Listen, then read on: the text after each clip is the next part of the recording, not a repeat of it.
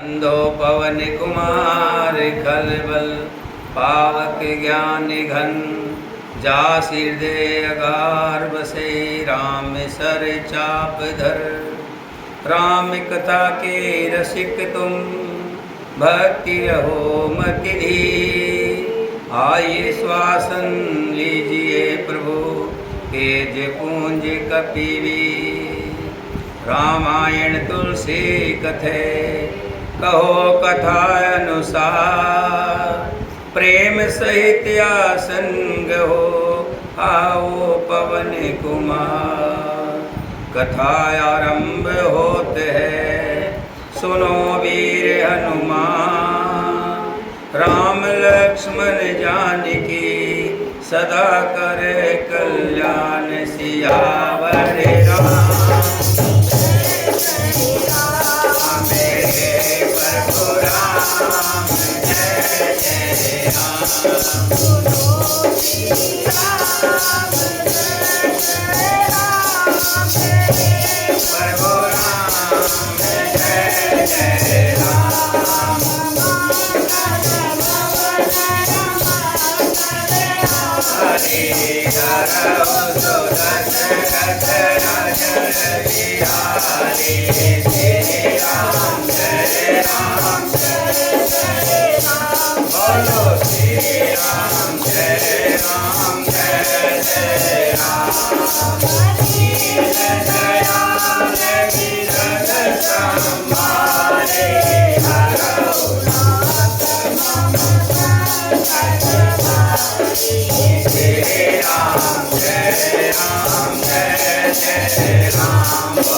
जय जय राम। बोले सियापति रामचंद्र भगवान की जय। श्री वाल्मीकि जी के बताए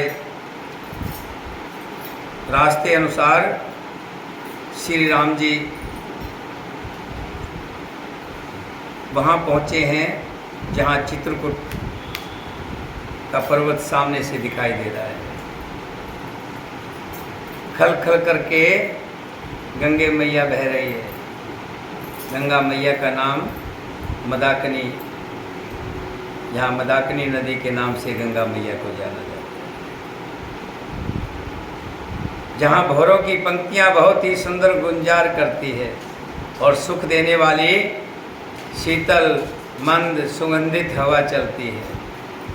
नीलकंठ कलकंठ सुख चातक चक चको भांति भांति बोले विहंग श्रवण सुखद चित चोर सियावर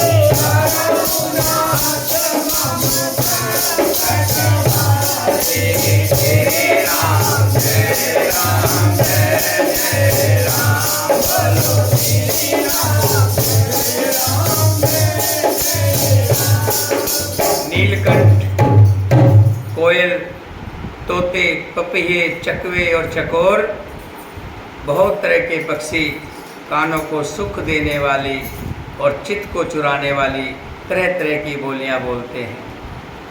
हाथी, सिंह, बंदर और हिरण ये सब वैर छोड़कर साथ साथ विचरते हैं।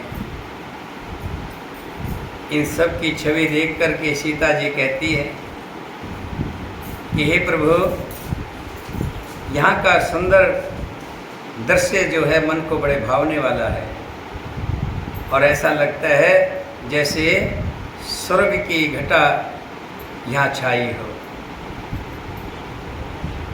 और जितने भी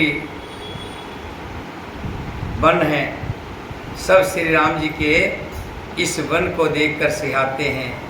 गंगा, सरस्वती, सूर्य कुमारी, यमुना, नर्मदा, गोदावरी आदि धन्य नदियाँ, सारे तालाब, समुंदर, नदी और अनेकों नंद सब मंदाकिनी की बड़ाई करते हैं और कहते हैं धन्य है मंदाकिनी नदी, जिसके किनारे पर आकर के श्री राम जी ने वास किया है।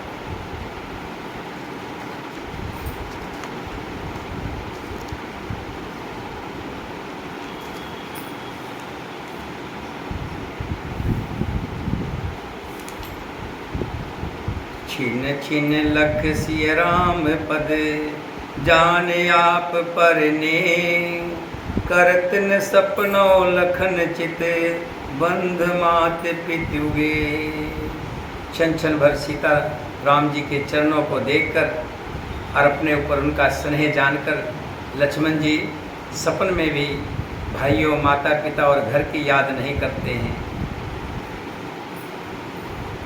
राम संग सिय रहत सुखारी, पुर परिजन ग्रह सूरत विसारी।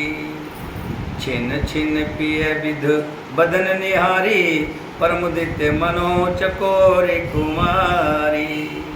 श्री राम जी के साथ सीता जी अयोध्यापुरी कुटुंब के लोग और घर की याद भूलकर बहुत सुखी रहती है। क्षण क्षण पर पति श्री रामचंद्र जी के चंद्रमा के समान मुख को देखकर वे वैसे ही परम प्रसन्न रहती है जैसे चकोर कुमारी चकोरी चंद्रमा को देखकर। ना है नेह नित बढ़त विलोकी, हर्षित रहत दिवस जिमिको की। सिय मन राम चरण अनुरागा, अवध सहस सम बिन प्रिय लागा।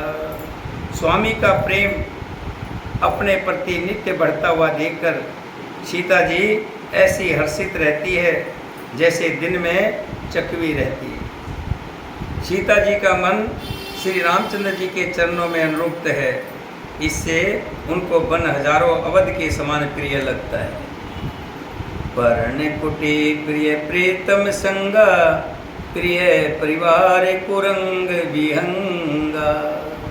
सास ससुर सम मुनित्य मुनिवर, असन अमी सम कंद मूल पर।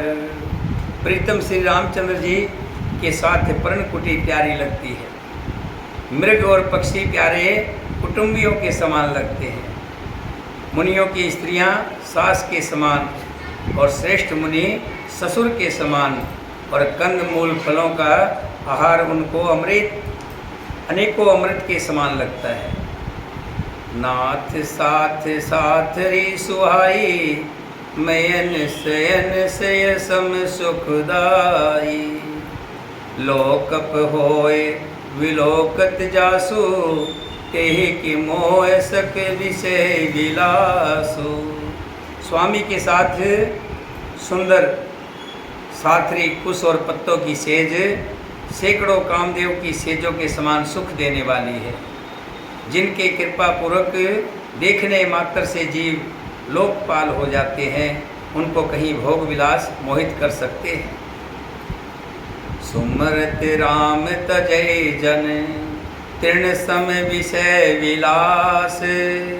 राम प्रिया जग जन सिय, कुछ ने अचरज तास। सियावर राम जय राम, मेरे प्रभु राम जय जय। हमें मंगल जय राम, मेरे प्रभु राम जय जय राम। मंगल भवन मंगल हारी,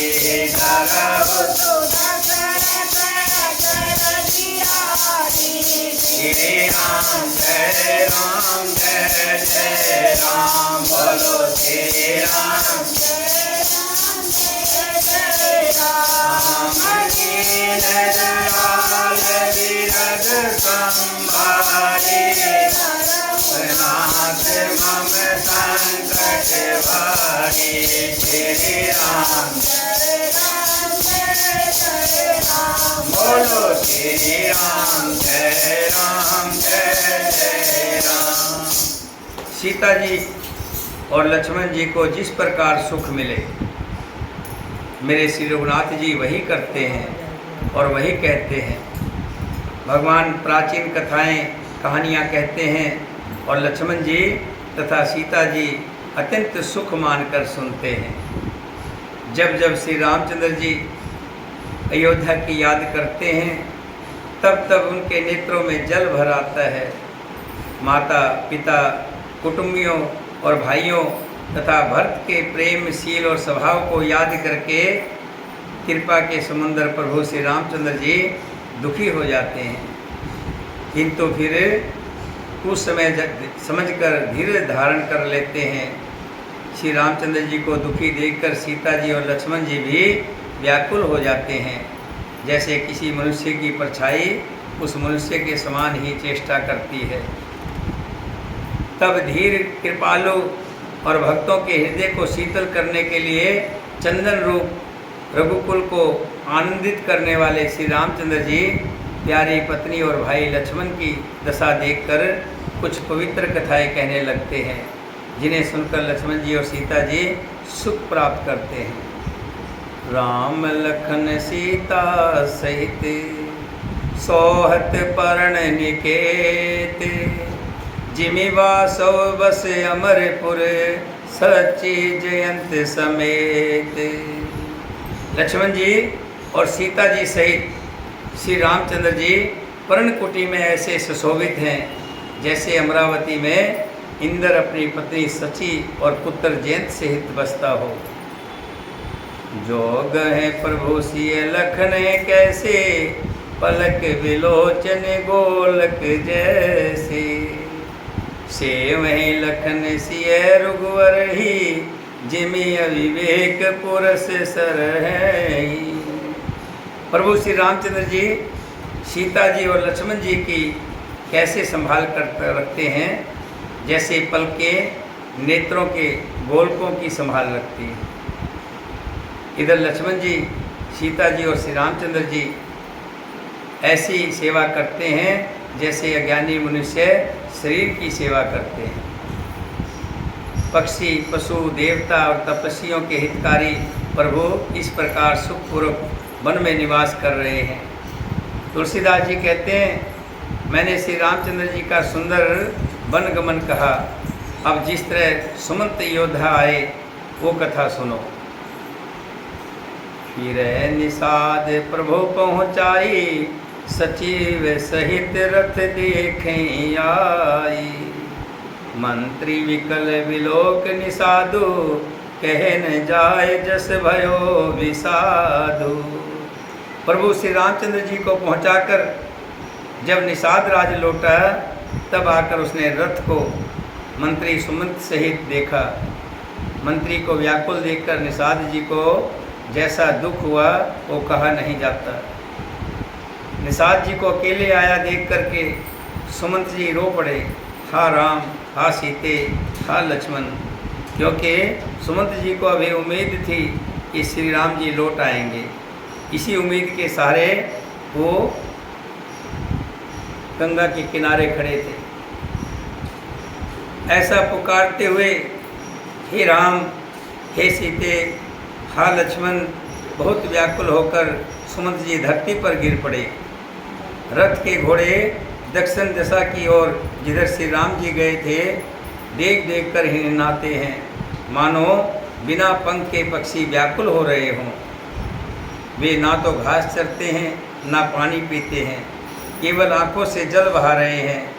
श्री रामचंद्र जी के घोड़ों को इस दशा में देखकर निषाद राज जी बड़े व्याकुल हो गए।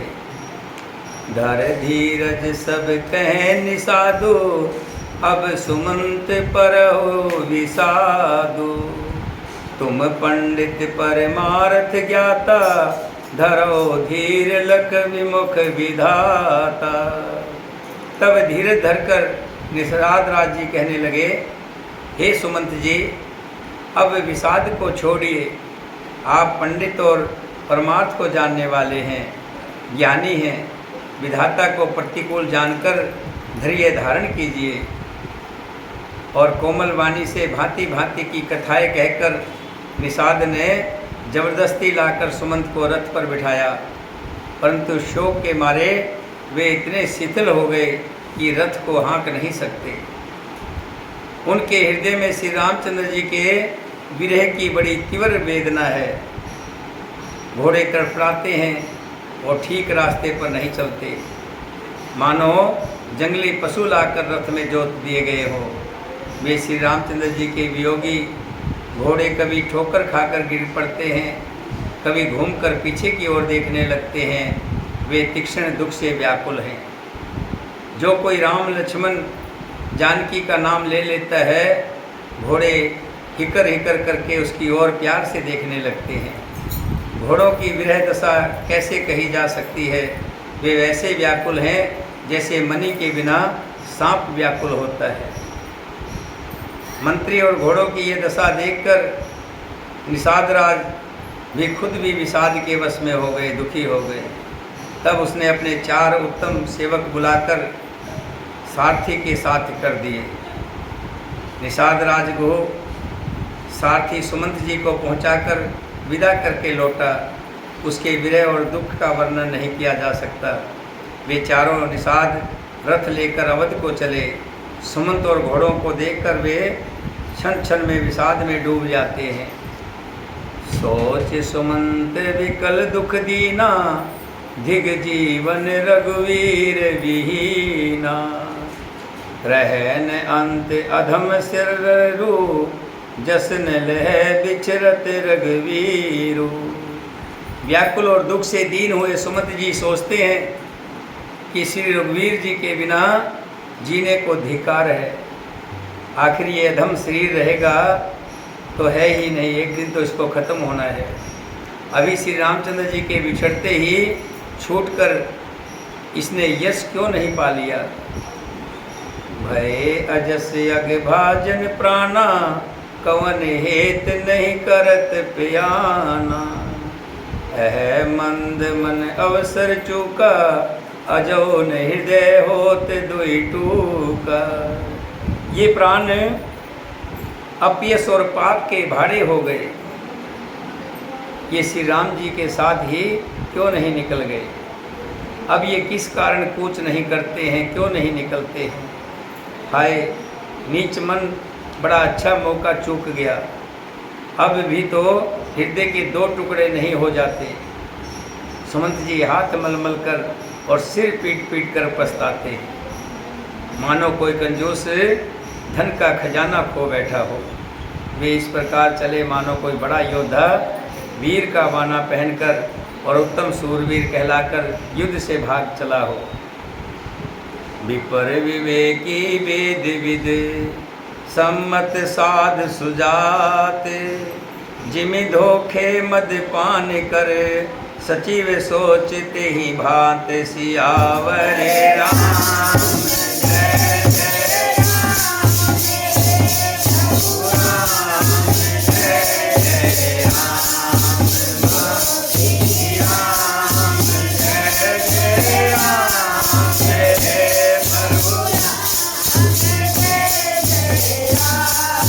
मंगल भवन अमंगल हारी।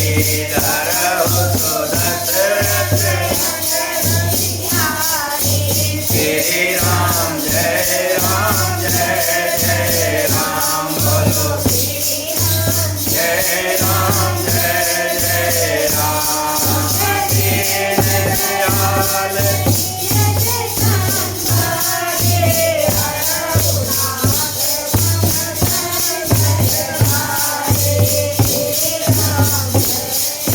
जय जय राम, बोलो श्री राम जय राम।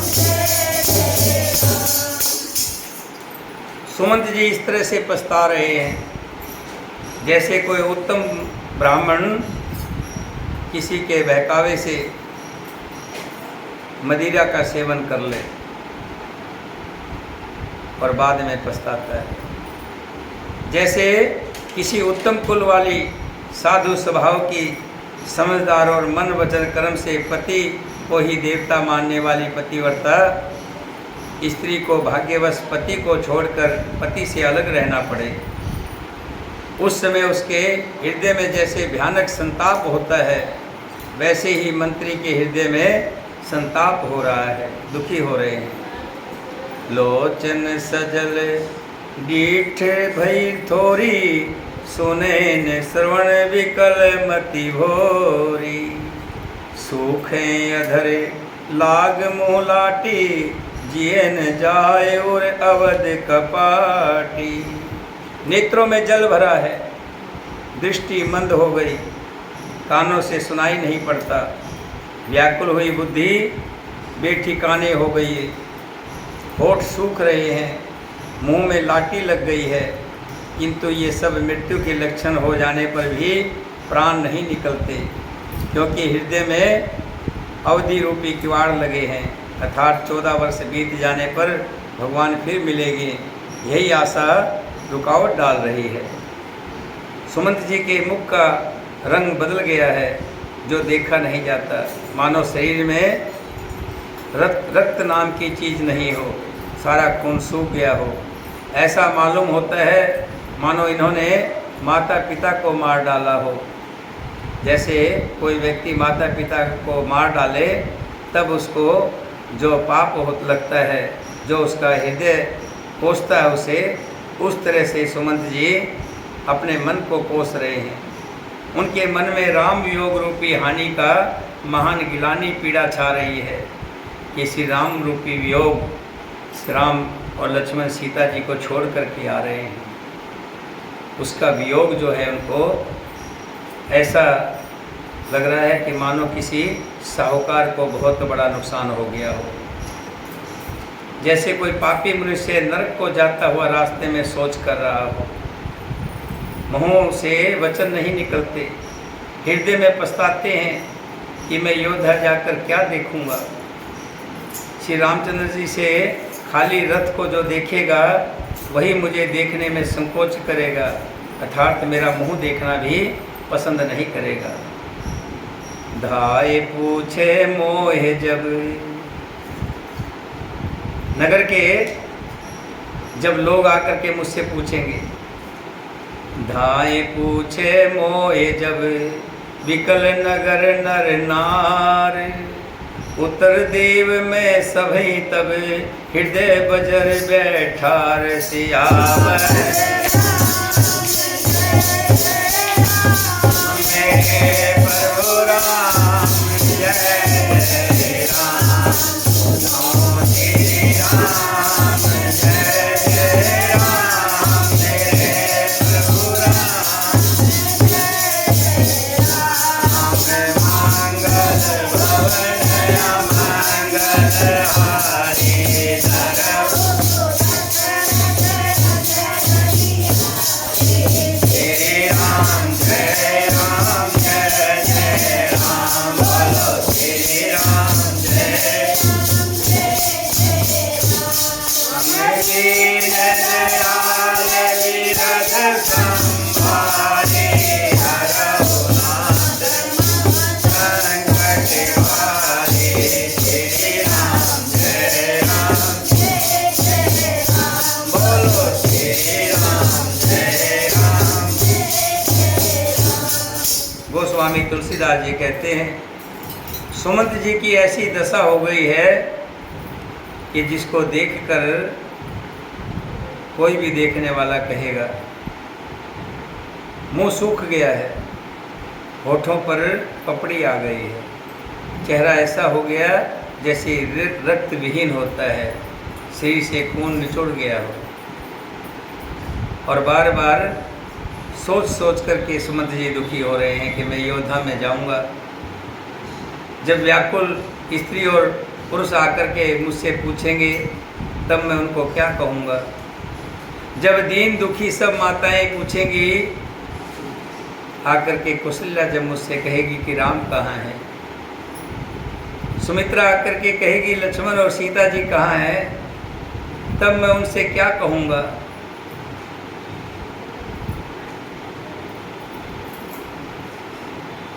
राम जन्य जब आए धाई, सुमर बछो जिम धेन लवाई। पूछत उत्तर देव मैं तेहि, गे बन राम लखन विदेई। जब राम जी की माता इस प्रकार दौड़ी आएगी, जैसे नई ब्याही हुई गौ बछड़े को याद करके दौड़ी आती है, तब उनके पूछने पर मैं उन्हें यही उत्तर दूंगा कि श्री राम जी, लक्ष्मण जी, सीता जी को वन में छोड़ आया हूँ। जो भी पूछेगा उसे यही उत्तर देना पड़ेगा, हाय अयोध्या जाकर अब मुझे यही सुख लेना पड़ेगा। जब दुख से दीन महाराज, जिनका जीवन रघुनाथ जी के दर्शन के ही अधीन आता है, जब वो मुझसे पूछेंगे कि राम को कहाँ छोड़ आए हो, तब मैं कौन सा मुंह लेकर उन्हें उत्तर दूंगा कि मैं राजकुमारों को कुशलपूर्वक पहुँचाया हूँ। लक्ष्मण, सीता जी और श्री राम जी का समाचार सुनते ही महाराज तिनके की तरह शरीर को त्याग देंगे। प्रीतम श्री राम जी रूपी जल के बिछड़ते ही मेरा हृदय कीचड़ की तरह फट नहीं गया। इससे मैं जानता हूँ कि विधाता ने मुझे ये यातना शरीर ही दिया है, जो पापी जीवों को नरक भोगने के लिए मिलता है। सुमंत जी इस प्रकार मार्ग में पछतावा कर रहे थे। इतने में ही रथ तुरंत तमसा नदी के तट पर आ पहुंचा। मंत्री जी ने विनय करके चारों निषादों को विदा किया है। वे विषाद से व्याकुल होते हुए सुमंत जी के पैरों में पड़ करके लौट गए। नगर में प्रवेश करते हुए सुमंत जी अपने आप को गिलानी महसूस करते हैं कि मैं क्या मुंह लेकर के नगर में जाऊंगा, और ऐसे सोचते हैं मानो गुरु ब्राह्मण या गौ को मारकर जो आया होता है उसको जैसे गिलानी होती है, इस तरह से अपने आप को दोषी मान रहे हैं। सारा दिन एक पेड़ के नीचे बैठकर बिताया, दिन में जाने की हिम्मत नहीं पड़ रही है। लोग देखेंगे मानो कोई बहुत बड़ा चोरी करके आया हो कि लोग मुझे पकड़ लेंगे। मन में गिलानी है मानो कि पिता की हत्या की हो। इस तरह से सारा दिन इसी सोच में बैठे बैठे एक पेड़ के नीचे बिता दिया। जब संध्या हुई तब मौका मिला। अवध प्रवेश कीन अंधियारे, बैठ भवन रथ राख दुआरे। जिन जिन समाचार सुन पाए, मूप द्वार रात देखने आए। अंधेरा होने पर जब देखा कि अंधेरा हो गया है, तब सुमंत जी अयोध्या में प्रवेश किया और रथ को दरवाजे पर खड़ा करके चुपके से महल में घुस गए कि कोई कुछ पूछ ना ले।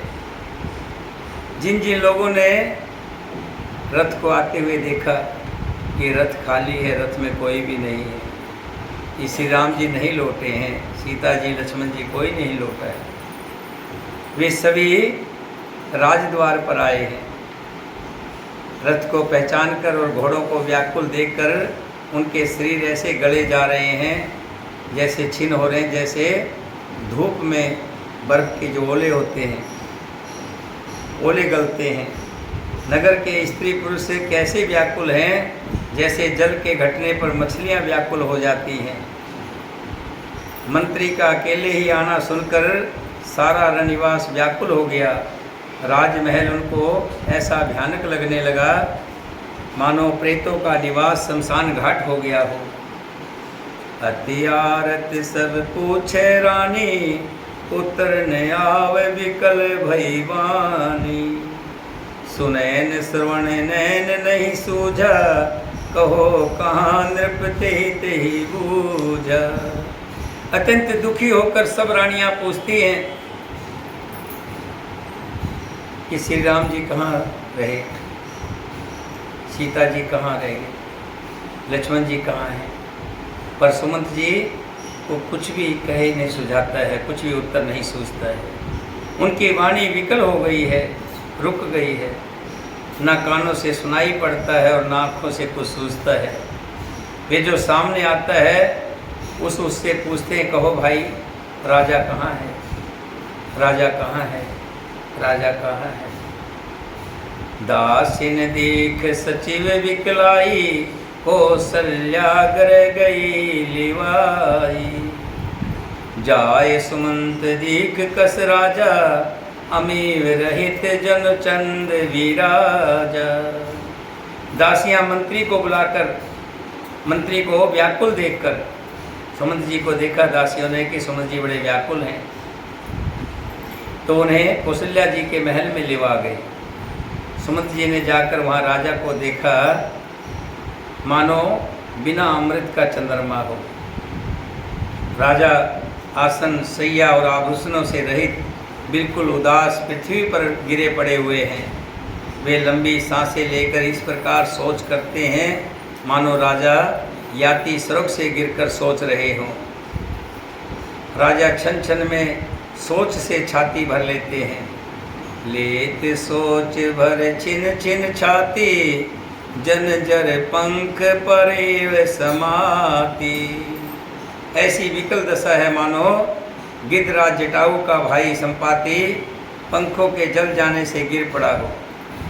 राजा बार बार राम राम, हास नहीं प्यारे राम कहते हैं, फिर राम राम, हा लक्ष्मण, हा जानकी ऐसा कहने लगते हैं। देख सचिव जय जीव कहे, कीन दंड परिणाम। सुनत उठे व्याकुल नृपति, कहो सुमंत कहे राम सियावर। मेरे प्रभु राम जय जय राम, राम जय जय राम। मेरे प्रभु राम मंगल भवन अमंगल हारी, धरहु सुदर्शन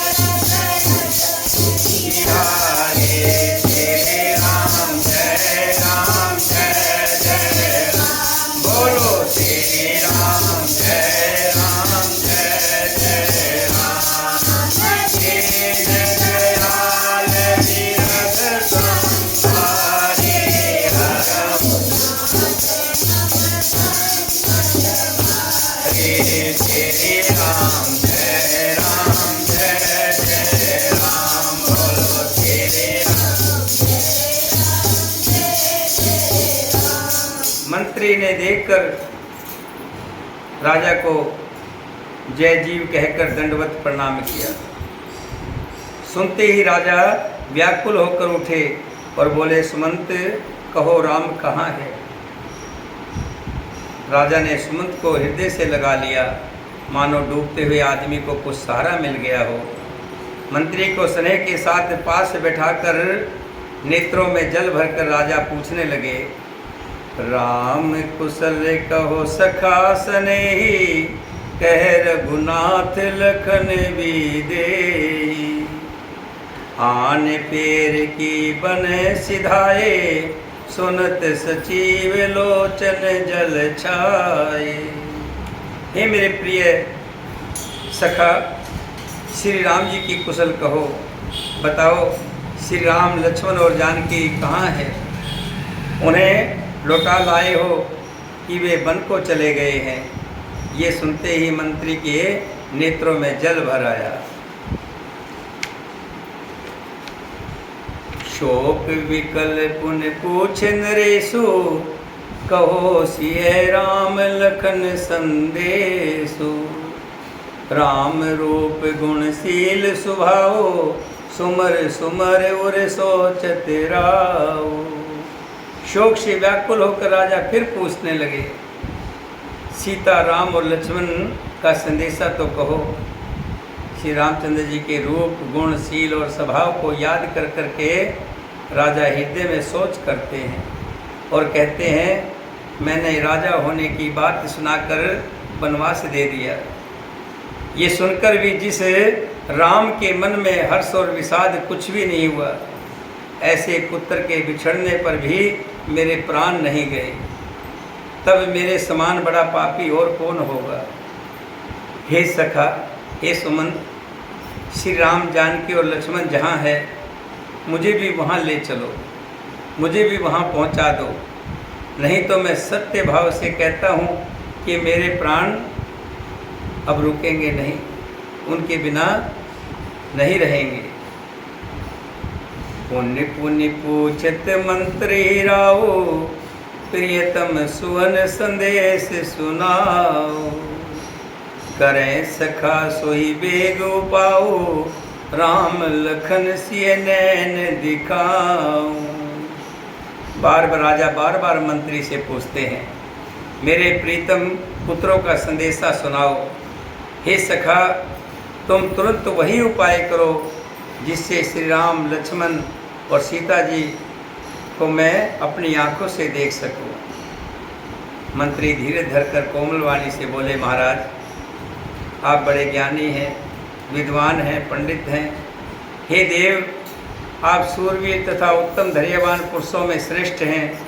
आपने सदा साधुओं के समाज का सेवन किया है और आप तो जानते हैं, जन्म मरण सब दुख सुख भोगा, हानि लाभ प्रिय मिलन वियोगा।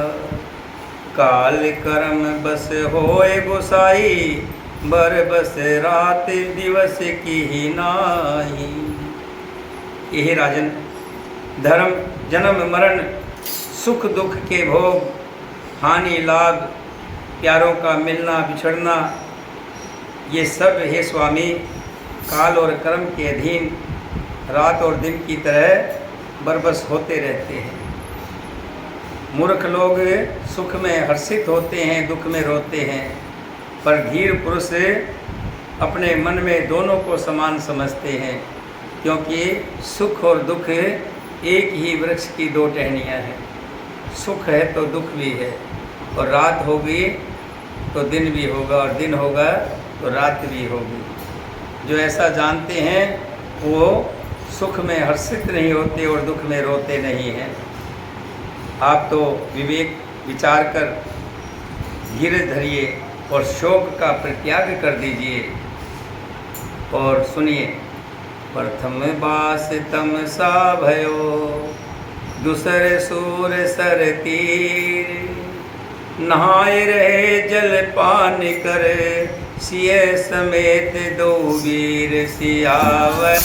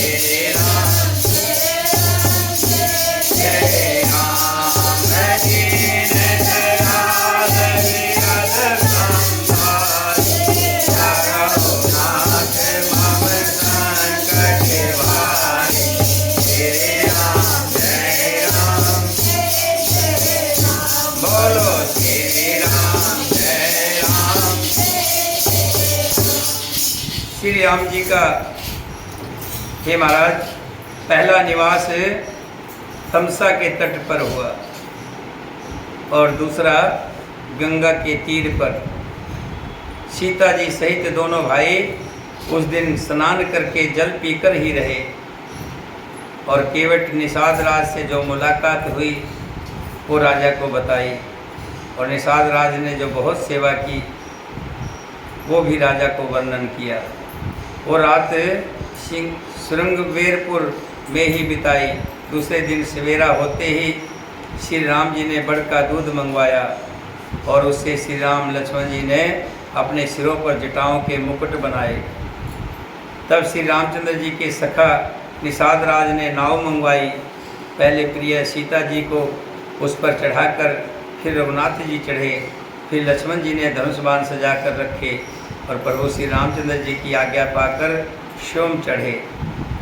मुझे व्याकुल देखकर श्री रामचंद्र जी धीरज धरकर मधुर वचन बोले, हे तात, पिताजी से मेरा प्रणाम कहना और मेरी ओर से बार बार उनके चरण कमल पकड़ना, फिर पांव पकड़कर विनती करना कि हे पिताजी, आप मेरी चिंता ना कीजिए, आपकी कृपा अनुग्रह है और आपके पुण्य से मैं वन में और मार्ग में हर तरह से कुशल पाऊंगा।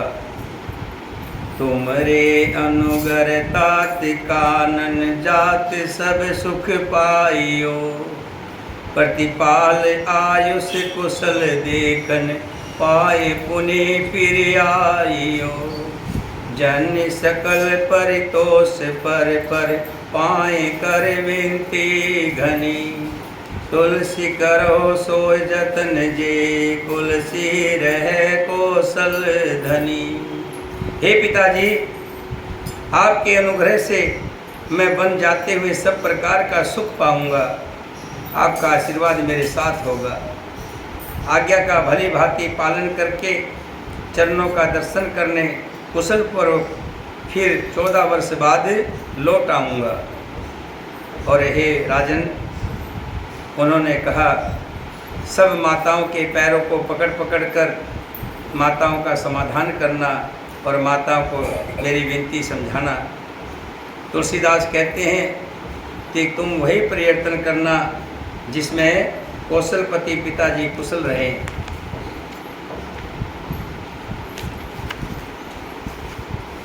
गुरसन कहब संदेश बार बार पदम गह, करब सोई उपदेश जी ने सोच मोहे अवधपति।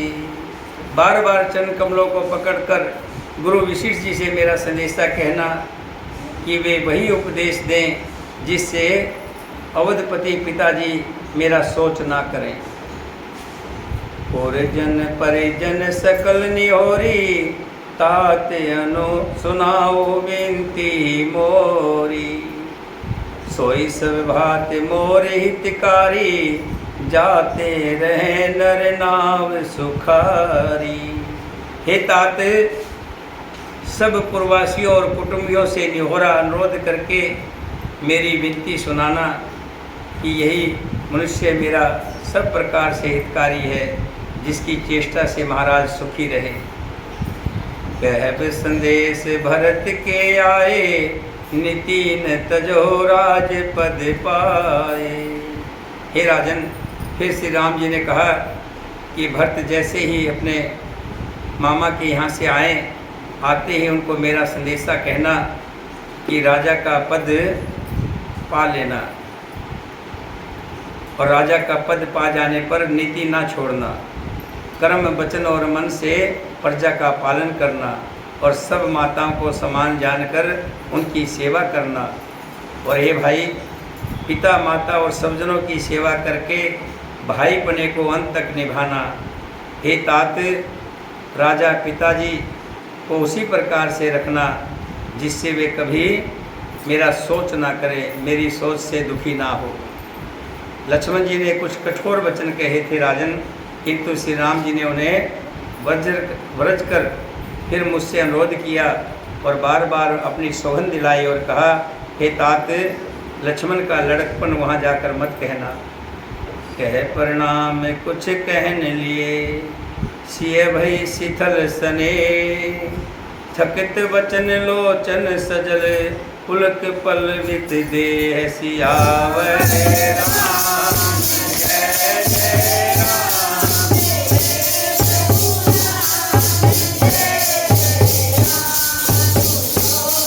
जय राम, जय जय राम, जय प्रभु राम, जय जय राम। मंगल हरि हर सुदर्शन जय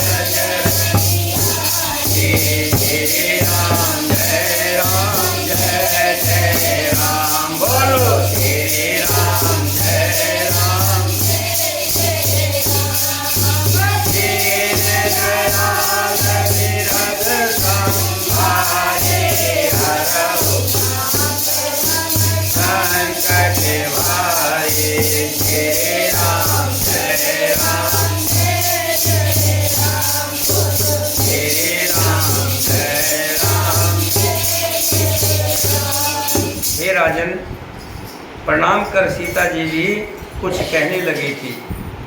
उसी समय श्री रामचंद्र जी का रुख पाकर केवट ने पार जाने के लिए नाव चला दी।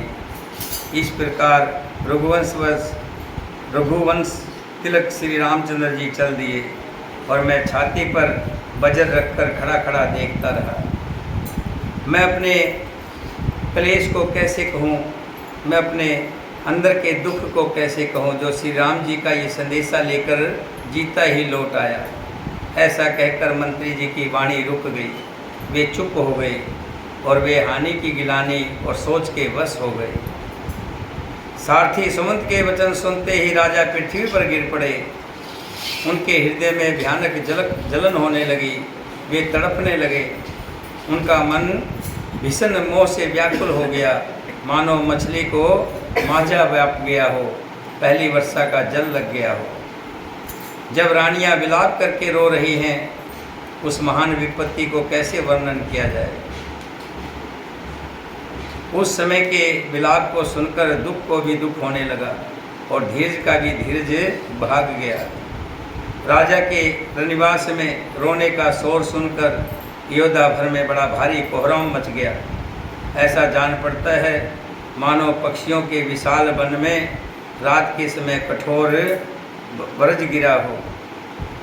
प्राण कंठ गत भयो भुआलो, मनि विहीन जन व्याकुल व्यालो। इंद्री सकल विकल भई भारी, जन सर सर सिज बन बिनवारी। राजा के प्राण कंठ में आ गए, मानो मणि के बिना सांप व्याकुल हो गया हो। इंद्रियां सब बहुत ही विकल हो गई, मानो बिना जल के तालाब में कमलों का बल मुरझा गया हो। कौशल्या जी के ने राजा को बहुत दुखी देखकर अपने हृदय में जान लिया कि अब सूर्य कुल का सूर्य अस्त होने चला है, अब राजा बचेंगे नहीं। तब श्री रामचंद्र जी की माता कौशल्या हृदय में धीरज धरकर समय के अनुकूल वचन बोली। नाथ समझ मन करो विचारो, राम वियोग प्योदय पारो। कर्णधार तुम अवध जहाजो, चढ़े सकल प्रिय प्राथिक समाजो।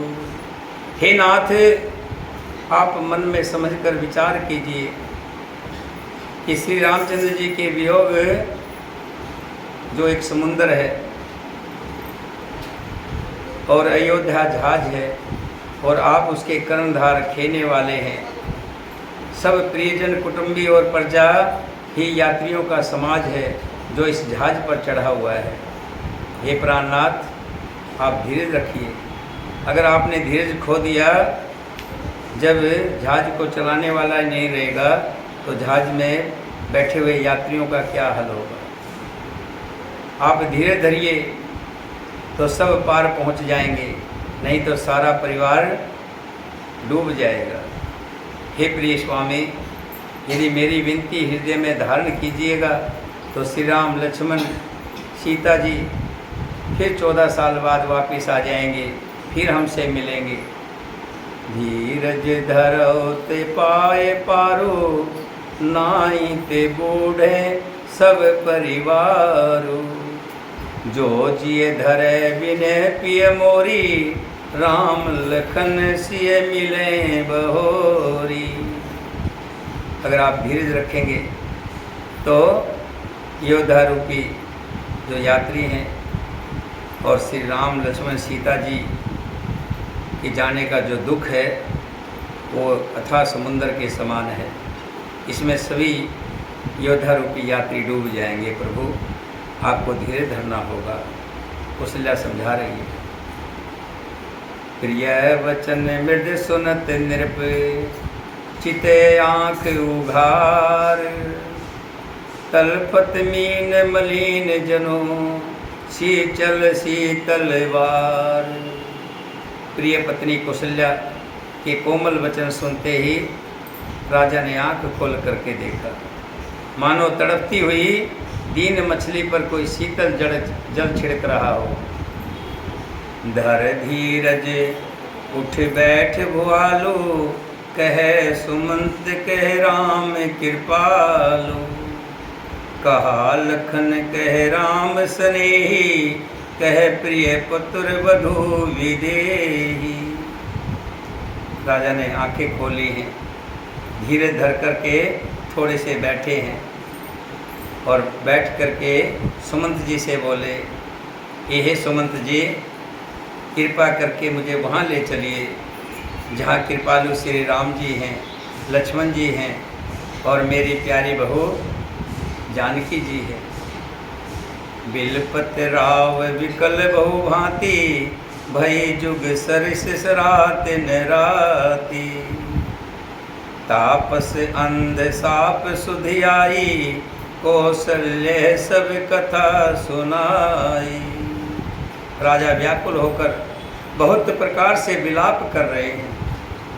ध्यान रखना, जब व्यक्ति आखिरी समय में होता है, जब मृत्यु शैया पर होता है और मृत्यु नज़दीक होती है, तो उसको एक एक बात याद आने लग जाती है अपने कर्मों पे, कि मैंने कहाँ कहाँ गलती कही, कहाँ कहाँ किससे बुरा हुआ मेरे से, सब एक एक बात याद करता है। और ये सभी के साथ व्यतीत होती है।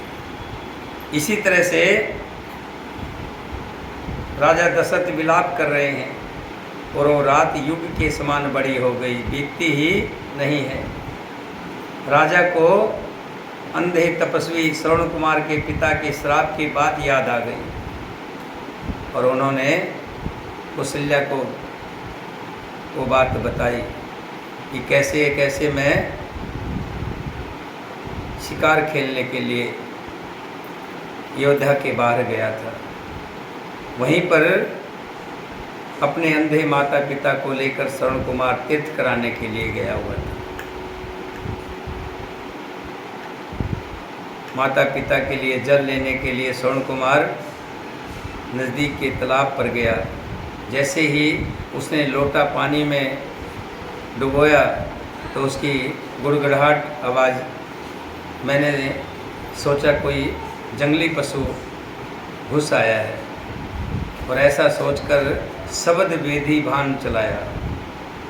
शब्द वेदीवान होता है जो जहाँ आवाज़ आती है वहीं पर जाकर के लगता है। शब्द वेदीवान चलाया और वो बाण जाकर के सीधा श्रवण कुमार की छाती में समाया और श्रवण कुमार वहीं हाय माता हाय पिता कहते हुए उन्होंने प्राण त्याग दिए।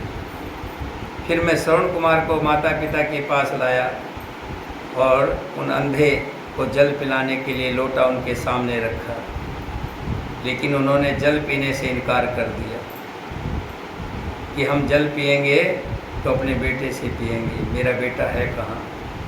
तो मैंने उनको सब वृत्तांत बताया और गलती से हुई श्रवण कुमार की मृत्यु के बारे में भी सारी कथा वर्णन की। लेकिन श्रवण कुमार के माता पिता ने जो मुझे श्राप दिया था कि हे कौशल्या, भयो विकल वर्णत इतिहासा, राम रहित धिग जीवन आसा। उन्होंने कहा कि तुम्हें मरते वक्त तुम्हारे 4 पुत्रों में से एक भी तुम्हारे पास नहीं होगा, तुम पुत्रों के वियोग में तड़प तड़प करके मरोगे जैसे हम मर रहे हैं।